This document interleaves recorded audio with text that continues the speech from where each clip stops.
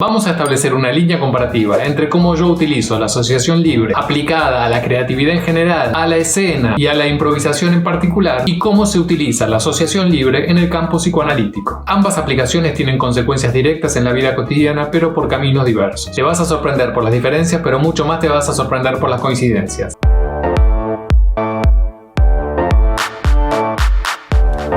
Es mi obligación advertirte que si no te suscribís al canal, no vas a recibir las novedades de las actividades del canal. Y quiero anunciarles en este momento que cuando lleguemos a los 1000 suscriptores, vamos a organizar a manera de festejo clases gratuitas online. Y quién sabe, tal vez también presenciales. Falta poco, suscríbete. Si ya lo hiciste, invita a un amigo a que se suscriba. Bien, ahora a lo nuestro. La asociación libre es la regla fundamental y constitutiva de la técnica psicoanalítica. Y consiste en que el analizado exprese durante las sesiones del tratamiento todos sus pensamientos, imágenes, ocurrencias, ideas, emociones, recuerdos, sentimientos, tal cual como se le presenten, sin ningún tipo de selección ni estructuración del discurso, sin restricción, sin filtro, aun cuando el material le parezca incoherente, impúdico, impertinente o desprovisto de interés. Coincidentemente, creo que la asociación libre es también la regla fundamental en la escritura e improvisación, y la base de toda actividad relacionada con la creatividad. Y atención con esto, porque cuando hablo de creatividad, no me refiero solamente al campo relacionado con las artes. Puede aplicarse la creatividad a todas las actividades. Por lo tanto, aprender los mecanismos de la asociación libre puede servir para potenciarte en la actividad a la cual te dediques. Si bien muchas veces se utiliza de manera intuitiva, entrenar los mecanismos que constituyen la asociación libre dan un plus a nuestro proceso creativo. Quédate ahí hasta el final y lo entendés completamente y con ejemplos prácticos. Ahora es el momento de darle like a este video y suscribirte. Para que no te olvides, por favor, pausa un segundo, dale like, suscribí y seguí viéndolo. Te doy un segundo. ¿Ya lo hiciste? No te arrepentirás. Sigmund Freud desarrolló el concepto de asociación libre entre los años 1892 y 1898. El objetivo de Freud era tener acceso al material inconsciente de los pacientes y con esta información trabajar en un tratamiento y cura. El método que usaba en sus comienzos era el de la hipnosis. Con la hipnosis, Freud podía acceder a ese material inconsciente sin las resistencias que aparecen en el paciente cuando está en estado consciente. El problema consistía en que cuando el paciente salía del estado hipnótico, este justamente no era consciente de lo que había dicho, de manera que volvían a entrar en juego las resistencias, permitiendo esto que el paciente pudiera dudar o rechazar lo que había manifestado en el estado hipnótico. De esta manera se dificultaba el trabajo analítico y se ponía en peligro la llamada transferencia. Estos ya son términos psicoanalíticos en los cuales no vamos a meternos demasiado. Freud fue sustituyendo progresivamente los métodos que usaba en sus inicios, la hipnosis y la catarsis, por el de la asociación libre. Esta evolución fue motivada por un fin muy concreto: evitar la sugestión del paciente. Cuando Freud comienza a utilizar el método de la asociación libre, lo hace en un estado de plena conciencia del paciente. Por lo tanto, al paciente no le quedaba otra opción que hacerse cargo de aquello que había dicho y que el analista le señalaba. Cuando toda persona habla, hace una selección de las palabras que quiere utilizar para darle un sentido congruente al mensaje que pretende compartir. A pesar de este proceso de selección más o menos rápido, suelen aparecer fallos del lenguaje, como los lapsus, olvidos, repeticiones, etc. Multiplicarnos, así como Cristo multiplicó los peces.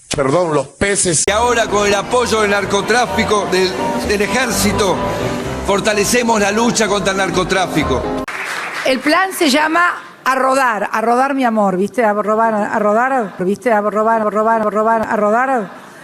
mi amor, y es para crédito. La desconfianza de los inversores sobre la capacidad de los inversores sobre prendere più di 200 milioni di euro per consulenti e giudici, la persecuzione naturalmente e gli avvocati, la persecuzione naturalmente. Gran incremento de turistas españoles hacia Rusia. Estamos ya en una cifra de 500.000 turistas año. Por tanto, hemos hecho un acuerdo para estimular, para favorecer, para apoyar ese turismo. Generamos trabajo de calidad.